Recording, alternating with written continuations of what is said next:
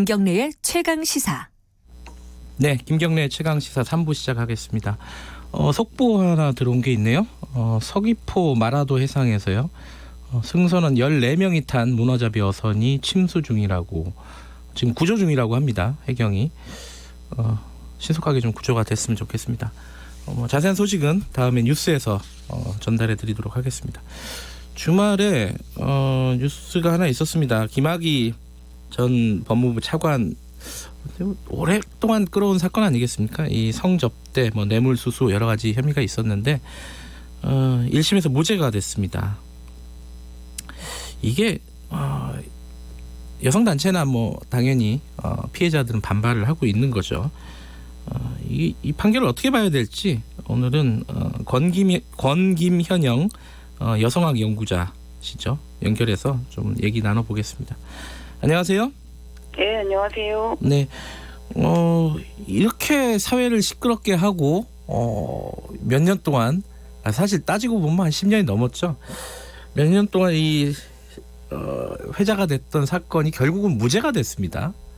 어떻게 보셨습니까? 이 결과를 보시고. 일단 너무 놀라운 판결이기도 했고요. 예상했던 판결이기도 했습니다. 예상은 하셨어요? 윤중청 씨가 무죄 판결 나오면서 네. 김학의 사건도 역시 무죄가 나오지 않을까 우려를 했었고, 네. 역시 그렇게 나오는 걸 보고 이 사회에서 어떻게 희망을 찾아야 되는가 이런 고민들을 하게 되는 결과였죠. 예. 이 사건 들여다본 모든 법조인하고 전문가들이 공통적으로 하는 말이 있어요.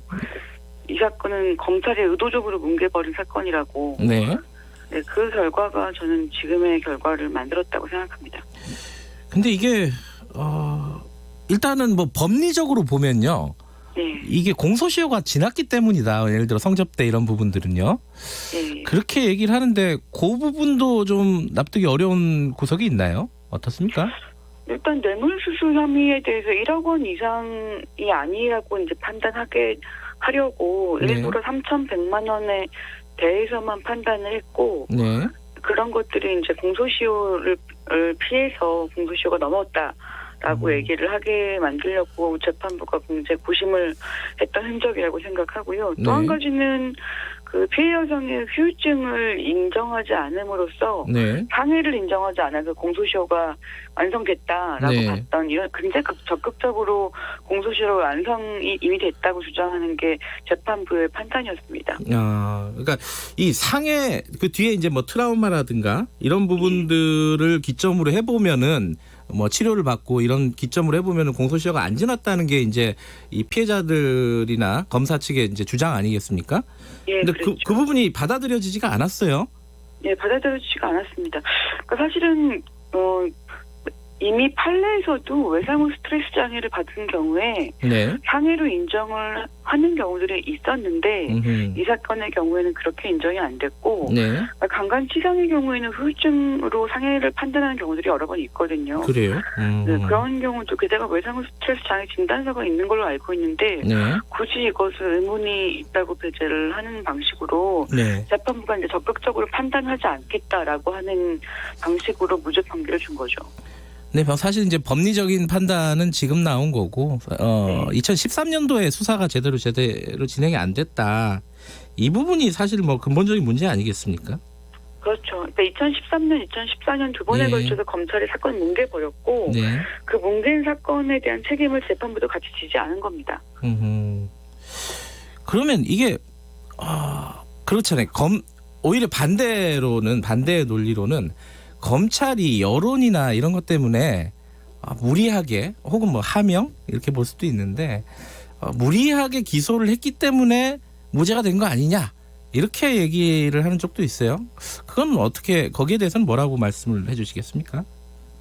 검찰이 무리한 기소를 했다라고 하는 게 좀 얼굴상설이죠. 왜냐하면 검찰이 제대로 이전에 네. 했으면 안 그랬을 텐데, 이번에 같은 경우에는 검찰이 할 수 있는 방법, 과거사위원회 진상조사 보고단 같은 데에서 봤던 이제 권고사항에 따라서 어쨌든 좀 노력을 했다고 보여지는데, 네. 그것을 재판부가 이제 수용하지 않는 방식이었죠. 저는 검찰이 무리한 기소를 했다고 본다면 아마 이제 공소시효 부분일 텐데요, 역시. 네. 그 공소시효 부분에 대한 쟁점이 후유증에 대한 상해 진단 여부를 수용할 것인가 여부가 하나 있었고, 네. 그리고 또 한 가지는 이제 성접대라고 하는 것이라고 표현되는 문제를 이거에 이제 예를 들면 뇌물죄로 이것을 본다면 이 뇌물죄라고 하는 것에 어떻게 가격을 매길 것인가, 그러니까 뇌물을 얼마 정도라고 판단할 것인가, 이 부분이 저는 쟁점이라고 생각을 하는데요. 네.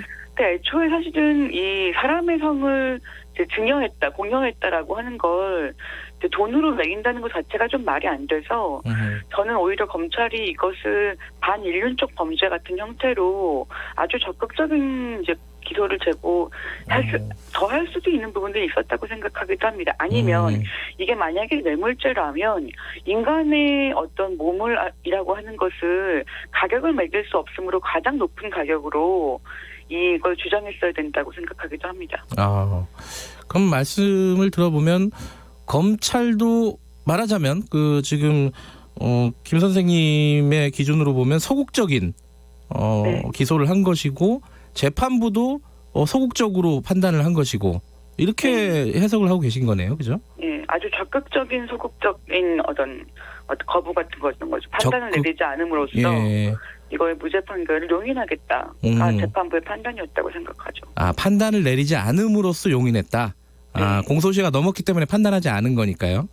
넘었다고 판단을 했기 때문에 이게 유죄인지 무죄인지를 판결하지 않게 됐다. 이런 말씀이신 거네요. 예. 근데 요번에 윤중천 씨 재판부에서 이미 이런 비슷한 판결문에 이런 내용이 나와요, 사실. 그러니까 윤중천 씨의 사정을 배려한다고 할까요? 고려한다고 할까요? 이런 구절이 좀 있습니다. 좀 읽어드리면은 윤 씨가 고등학교 졸업하고 해병대 복무 마친 뒤에 사회생활 시작을 했다. 근데 무리하게 어렵게 장벽을 넘기 위해 무리하게 노력하다가 이런 성범죄나 사기 등의 범죄를 저질렀다. 이렇게 얘기를 했단 말이에요. 이 부분을 보시고는 어떤 생각이 들으셨습니까? 그 부분은 정말 재판부가 거의 이제 가해자를 편드는 것을 넘어서 빙의를 한 수준이구나. 그런 생각이 재판을 방청했던 사람들에게 들었던 얘기로는 이제 재판부가 그 부분을 읽으면서 거의 윤중천이라고 하는 한 명의 불굴의 인간상을 보여주는 것 같았다. 저는 그런 이야기를 들었었거든요. 실제로 그렇게 들리죠. 자신 앞에 놓여져 있는 장벽을 넘기 위해서 너무 무리하게 이제 고위직과 선을 닿으려고 하다가 일어난 아주 불행한 사건 이렇게 이해를 하잖아요. 근데 그런 식의 이해를 피해자한테 조금만 했다면 저는 완전히 상황이 달라졌을 거라고 생각했습니다. 그러니까 예를 들면 어떻게 저는 피해 여성들이 강간 피해를 입고 난 다음에 고소하지 않은 이유에 대해서 면소의 사유가 된다고 얘기하는데 피해 여성들은 윤중천이 눈앞에서 김학의를 형님이라고 부르면서 아주 가깝게 지내는 모습들을 봤고 그가 현직 검사장이고 나중에는 법무부 차관에 오를 정도로 엄청난 실세였다는 걸 알게 되잖아요. 저는 이런 것들이 사실 협박과 동일한 방식으로 이해할 수 있는 수준으로 재판부가 얼마든지 판단을 할 수 있고 해야 된다고 생각하거든요. 근데 그런 식의 피해 여성의 입장에는 조금도 사실은 감안하지 않으면서 윤중천이 앞에 놓여진 이 장벽에 대한 상상력은 그렇게 잘 발휘할 수 있다는 게 정말 놀라운 일이라고 생각했어요. 최근에 우리 사회가 이제 미투 운동을 비롯해서 이제 이 여성을 대상으로 하는 범죄, 특히 이제 성범죄 이런 부분에 대한 인식이 좀 높아졌다.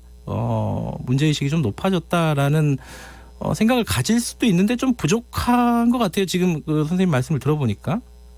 저는 재판부가 지금 우리 사회가 어디나 양극화가 문제라고 하는데요. 재판부도 역시 이제 젠더 감수성을 가지고 피해자 입장을 생각할 수 있는 재판부와 그런 식의 흐름에 완전히 사실은 역행하는 식의 재판부가 같이 공존하고 있는 상황인 것 같습니다. 게다가 최근에 이 재판부 그런 식의 사건 중에서도 예를 들면 김학의 사건이나 장자연 사건이나 이런 식의 사회 고위층 인사가 개입된 사건의 경우에 여전히 전혀 달라지지 않는 판결들을 반복적으로 내고 있는 것을 보면서 이 재판부 사이에서의 격차에 대해서 좀 더 사회적 논의가 필요하지 않나 그런 생각을 하게 됐습니다. 김학의 사건은 여기서 마무리하고요. 한 가지만 좀 여쭤보고 마무리하겠습니다. 이 고아라 씨가 어제 극단적인 선택을 했습니다. 그 전에 연예인 설리 씨도 같은 상황이었는데 이게 계속 이런 여성들의 특히 이제 연예인들이요. 이 극단적인 선택을 하는 이런 근본적인 이유라든가 이런 부분에 대해서 한 말씀 좀 듣고 마무리하고 싶어가지고요. 고아라 씨 같은 경우는 정말로 작년에 전 남자친구하고의 불법 촬영과 폭행 이런 사건을 통해서 재판을 하고 있는 상황이었고 네. 얼마 전에 그 사건이 무죄 판결이 나는 사실 개인으로서는 굉장히 절망적인 전 판결이었을 거라고 생각합니다. 그것과 아주 가까운 친구인 설리 씨의 죽음 등이 겹쳐져서 지금의 상태에 이른 것이 아닌가 싶은 생각이 드는데요.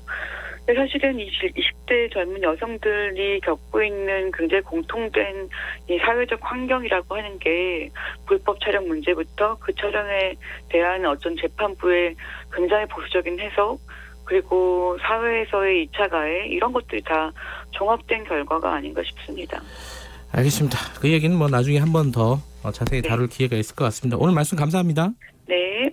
권김현영 여성학 연구자였습니다.